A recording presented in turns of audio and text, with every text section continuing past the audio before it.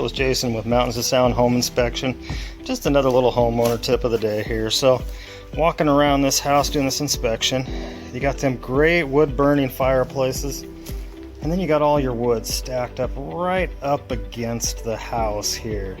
This is not an optimum place to put wood, as wood attracts insects, bugs, termites, anything like that, especially as it gets damp out here. So just a good idea to get this at least 5 to 10 feet away from the home in a nice storage shed just to protect it, but yet keep it close enough for you to be able to access. So keep those bugs away from your house. Thank you.